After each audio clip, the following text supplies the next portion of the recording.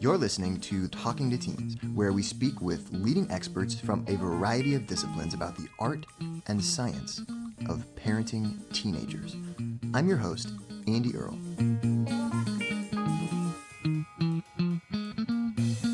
Hey, we're here today with Brock and Fernette talking about dyslexia.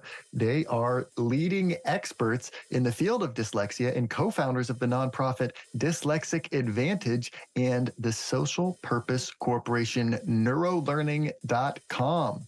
They've served as consultants to the President's Council on Bioethics and as visiting lecturers at the Stanford Graduate School of Education.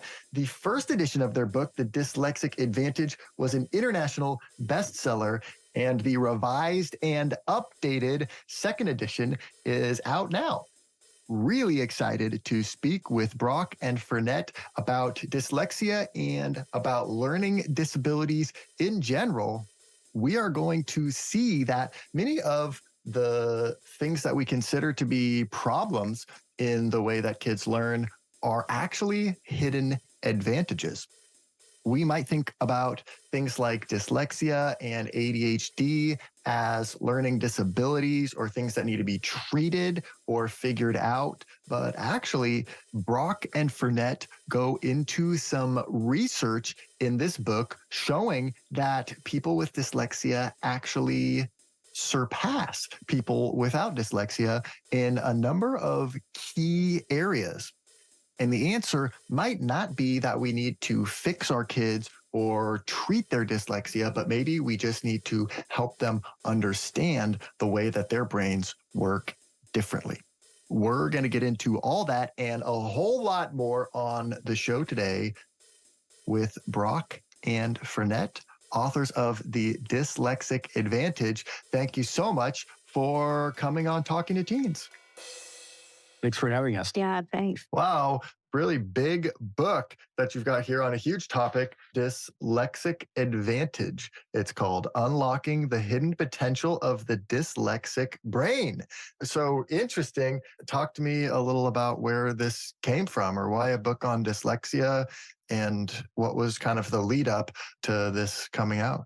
Well, it was really sort of bound up in our personal history. So Fernette and I are both doctors, and we were both working together at the University of Chicago in the 1990s when we started to have children, and our children started to have learning challenges. And that eventually led the two of us to leaving academia and setting up our own practice, working with children and students with learning differences, because we found from our own experience as parents that even though we had a fair amount of training in medicine, things like that, we were taught very little about learning challenges. Our colleagues were taught very little about learning challenges. When we began to make the rounds and look for specialists to help with our children, we found a lot of people that had little slices of a very big pie, but nobody that seemed to be responsible for the whole pie. And so we really wanted to try to bring our background in neuroscience. Fernette was a neurologist, and our abilities in medicine to bear on the whole question of learning differences. And that's what got us started out.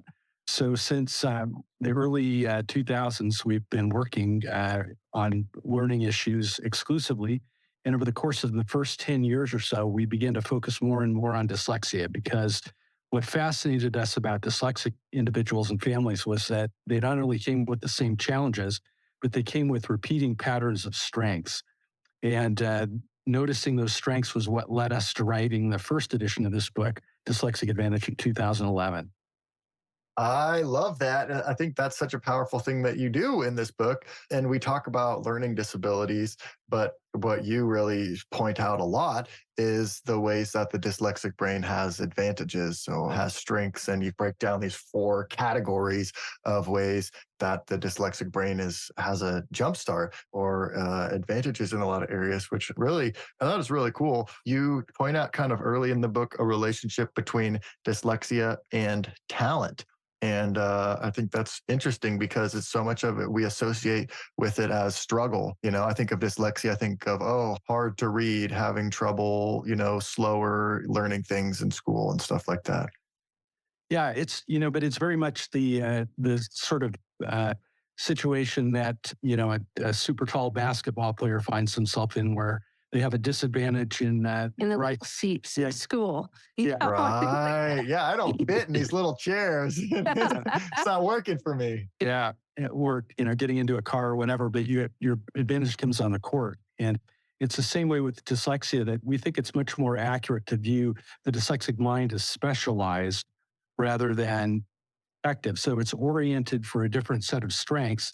Those strengths make some things really easy, but they make other things that some people do easily more difficult. So it's just a different rebalancing of strengths and challenges. And early school, traditional, say, public school education may focus on just those skills that may be dyslexic students' weaknesses.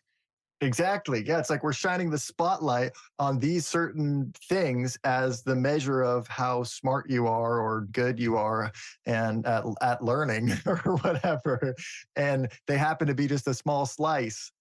Yeah, a person can feel like they're a failure and they're in the third grade and they haven't had a chance to discover their strengths and their gifts, and that aspect of it. If anything, when researchers have looked at studies of dyslexic children, they're more sensitive emotionally, and as a result, it's the perfect storm of putting them in situations where they can't find who they are and find their positive selves, and also setting them up for failure at an age that you should just be exploring and finding out, learning and finding out kind of who you are. So, exactly right, what you've mentioned there.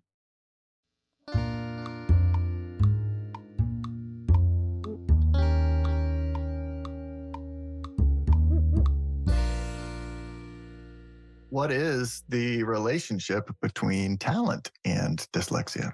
Well, the nature of the specialization is becoming, I think, more clear over time. When we wrote the book in 2011, initially, it was pretty obvious just from an empirical standpoint, just looking at dyslexic people, that they have these strengths in the different categories. But it was a little bit mysterious how they all connected and how they connected with the challenges. There was some research that suggested that the way the brain cells themselves in the cortex were organized could advantage sort of big picture, large scale processing, making distant connections, remote connections, and tying things together. And at the same time, disadvantage fine detail processing. So that was kind of one hint at that time. Over the intervening 12 years since the first book came out, there's been a lot of research that's been done, mostly outside of the dyslexia field, in fields like creativity research or memory research, that has really gone to show that it looks like the difference relates to a specialization for memory that's formed on the basis of experience versus memory that's formed on the basis of things like drill and practice and doing things over and over repetitively. So you have this setting where dyslexic people tend to devote a lot of their cognitive space to picking things up, from going through the world, from doing things, from observing things, even things that are not at the time thought to be important, but just picking things up through experience.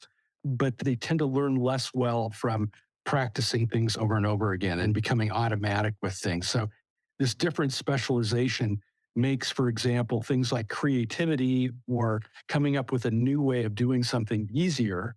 But at the same time, it makes doing something repetitive, quickly, repeatedly, accurately, the same way every time more difficult. And so that's where this strength weakness profile comes in.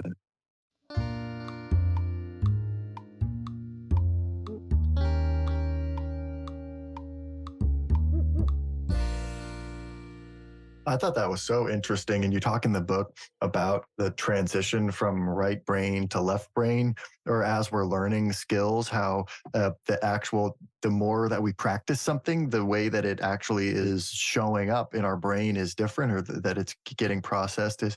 It kind of moves more and more from the more general areas of the brain to the more detailed kind of, or something like that. And then interesting to think of that as being almost one of the characteristics of dyslexia, as that process is slowed down or is not as efficient or something like that. Yeah, it really is like people with dyslexia maintain kind of fresher, more naive outlook on things. And so this is why we often see people with dyslexia go into environments and rather than sort of learn tasks the way they're performed in the environment, whether that's an office or a school or whatever, they'll come up with their own way of doing things.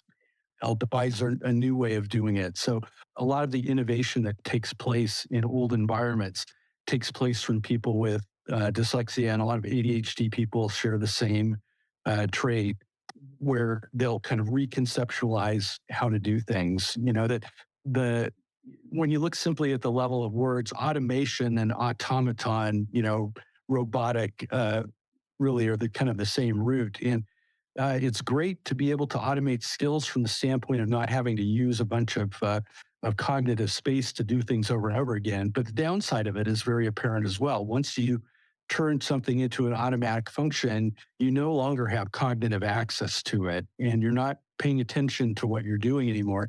You are literally an automaton. You're a robot. You're just doing it unthinkingly. And so the chances for innovation go down in that way. From the neuroscience perspective, there's a kind of a rule that as you get older, you see what you expect to see. And the downside is when things are slightly different, and there's an experiment where they showed pictures of cats to elderly people and pictures of cats to children. And they changed the cats a little. They changed photographs a little bit. They changed the cats a little bit. And older people were much more likely to say, I see a cat. I see a white cat. Have you seen it before? Yes, I've seen it before. But the children were noticing all the differences. Now, that cat was a little bit different than the other cat. In that aspect of it, you can see on one side of things, it can be efficient in terms of determining cat. But in terms of recognizing slightly different scenarios, slightly different situations, how a problem might be different, how you're observing something new, that you're going to go for kind of the younger person. But the dyslexic approach, because it doesn't automatize things like that, it's more likely to notice these differences, these subtle differences. And a result, if you've got a really difficult problem, it's great to have a dyslexic person on the team because they'll see things in a slightly different way, which is of value when you've got a difficult problem to work on. You also talk in the book about working memory a lot. And specifically, you talk about working memory overload. Why is that an important concept to understand when thinking about dyslexia? It's kind of a double dose of challenge in some ways because people with dyslexia tend as a group to have a narrower working memory span. So working memory is the kind of space where you store things that you're doing right now. So things that you're actively engaged in or things that you just encountered that you're trying to encode into a longer term memory. So it's all the active stuff. It's like the keyboard memory on the computer as opposed to the hard disk. And when that's narrow, then you have to break down complex tasks into bits so that you're only doing one little bit at a time rather than trying to do a whole bunch at once. The other problem with working memory is that for people with dyslexia, because as we mentioned before, they don't automate things as well, they're often having to think their way through things that have not become automatic yet. And that thinking takes place in working memory. So you may, as a dyslexic person, often find yourself when you're encountering a new task, and especially a complex task or a task you haven't mastered yet, with kind of a double challenge. You're having to think your way through a lot of the steps because they haven't become automatic, but you also have kind of a narrower kind of pool of memory to hold all that thinking in. So you may overload on those tasks and make simple mistakes. It's where you reverse the sign on the math problem or put the decimal in the wrong place or things like that. Just not because you didn't know how to do it, but because you just kind of got overloaded on things. The flip side of having a narrower working memory, though, is interesting. And this is something that's just been found within the last decade or two. Researchers in the field of creativity have found that people with narrower working memory spans tend to make more creative connections between things. They're a little bit less tied into going step by step, and they're casting out a little further for things in the hope of hitting something that works. In the process of it, they make more connections. So people with narrow working memory spans tend to score higher on all sorts of measurements of creativity, both in terms of laboratory creativity, but also in terms of real world accomplishment.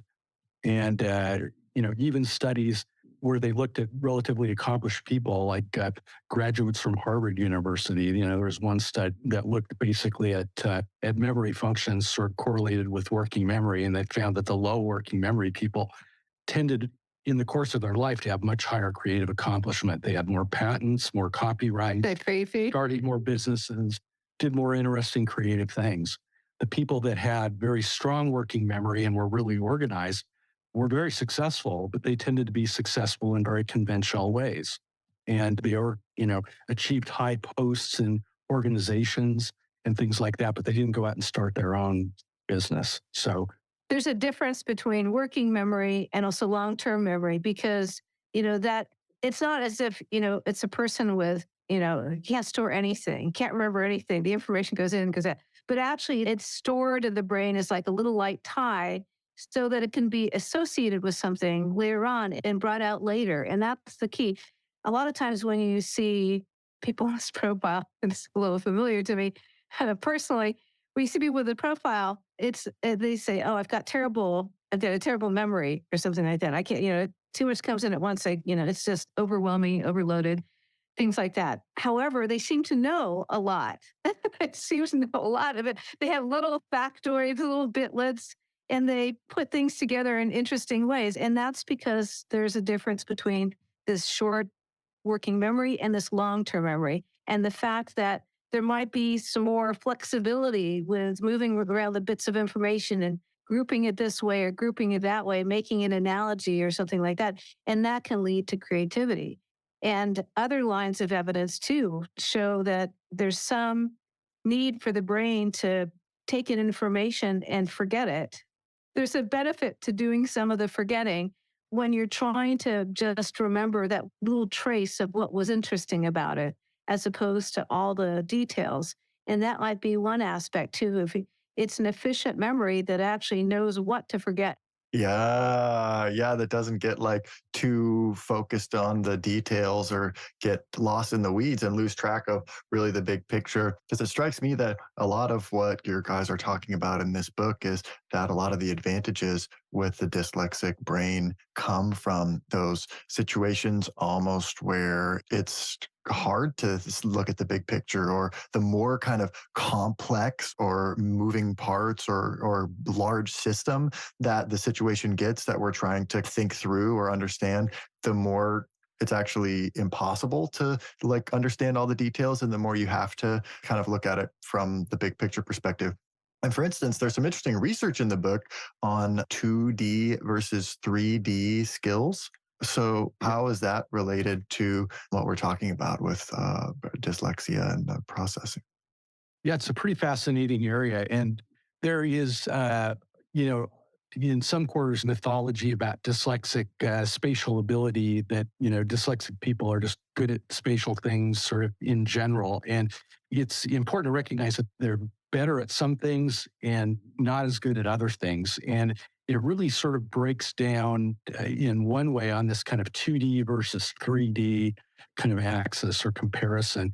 So, two-dimensional skills, telling the orientation of something in space, comparing, there have been studies, for example, that compare ability to distinguish or differentiate between two different complex Celtic knots that were presented just in a 2D picture. Dyslexic people are a little bit slower at that task and have a little harder time with it, because oftentimes they can sort of flip it into mirror image and kind of manipulate it around. The same way with some of the spatial tests that show up on IQ tests, for example. If people have done the IQ test, the block design patterns where you get a little picture and then you have these blocks and you have to replicate the 2D pattern with these blocks. Uh, Dyslexic people as a group actually score a little bit lower than the general population on that kind of task.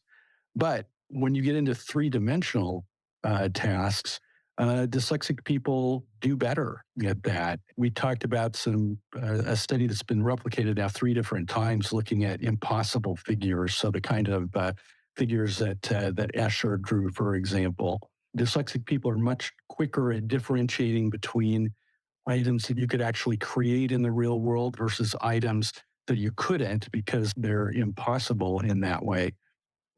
And, that kind of thing can translate into real world abilities. We've had builders that tell us, for example, I really like to hire dyslexic workers because they can look at plans and figure out right away whether or not the architect made a mistake on there before they start building, and then, prove by spending, $50,000 on the construction site that it's impossible to do what the architect said.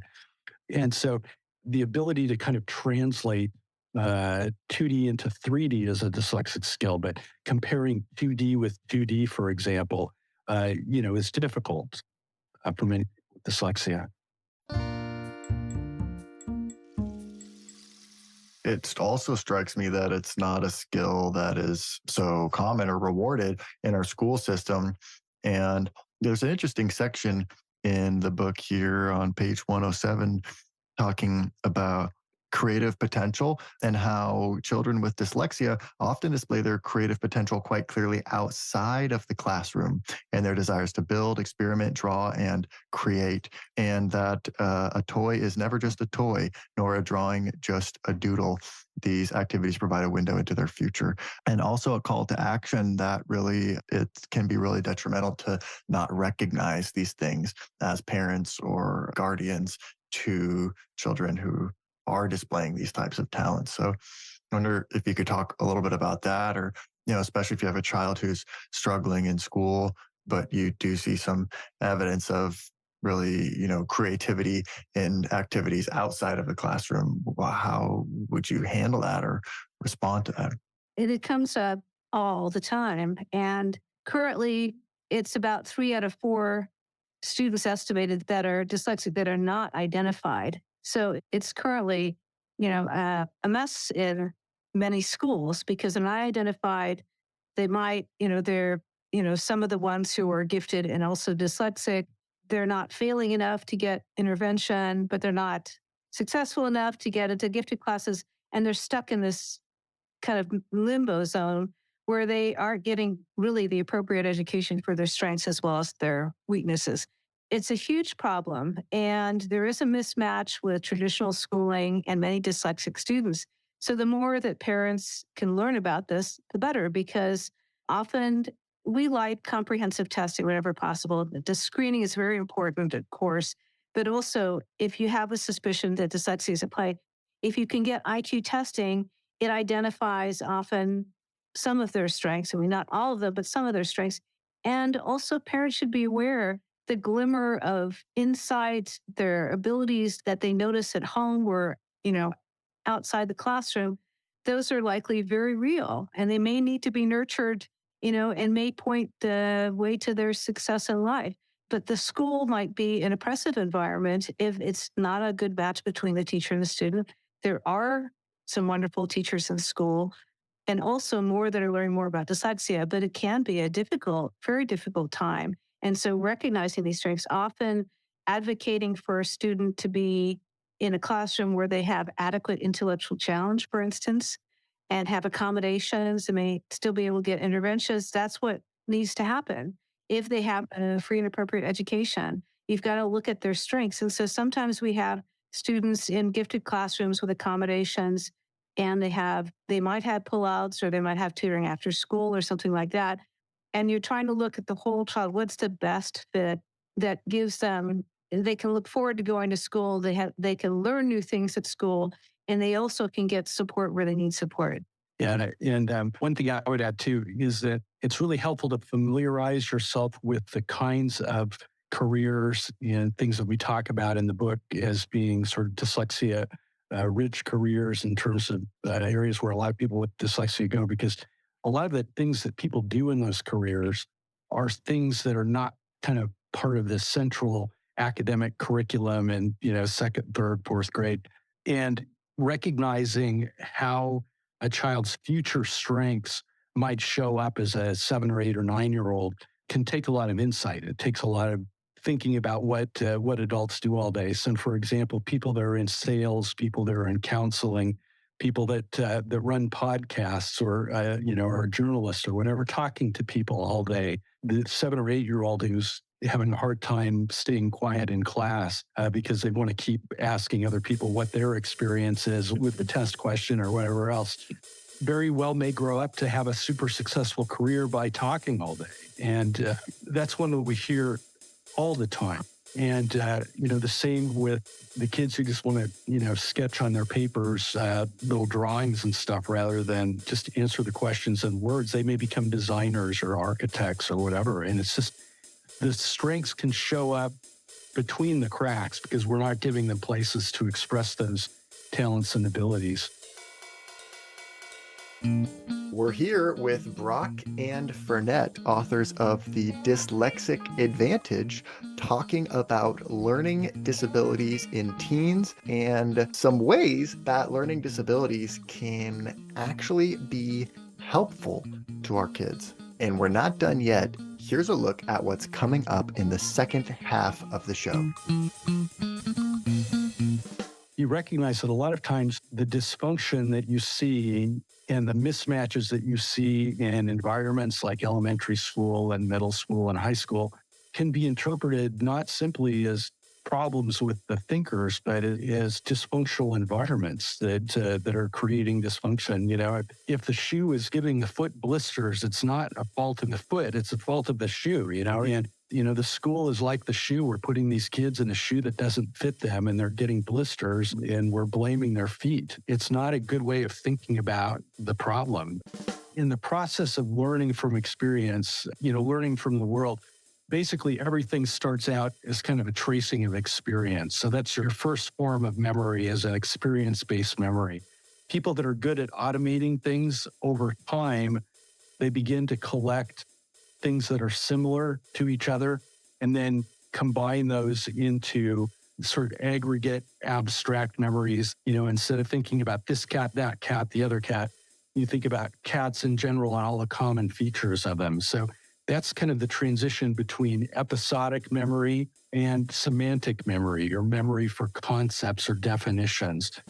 There was a large-scale study as well that showed, when they followed children who were given stimulants for ADHD, that it was more than half 2 to 3 years later who were no longer on medication. So they did a slow wean as the child got bigger. They didn't increase the medications, and then they eventually tapered off. And so, there's clearly some families and some students have told us it was really helping me in the pinch where I felt like I wasn't able to get my math facts or wasn't able to get my writing under control, things like that. And, and then later on, sometimes they went off, or sometimes they would go back on during college when there's this intense kind of demand for things. I think younger children, especially, I think is a little more worrisome when the nervous system's really actively developing. And I think there's a lot of different ways to go that are appropriate for different families, peoples, and doctors. It's a complicated issue, and a lot of people don't know how things will be until they're on it.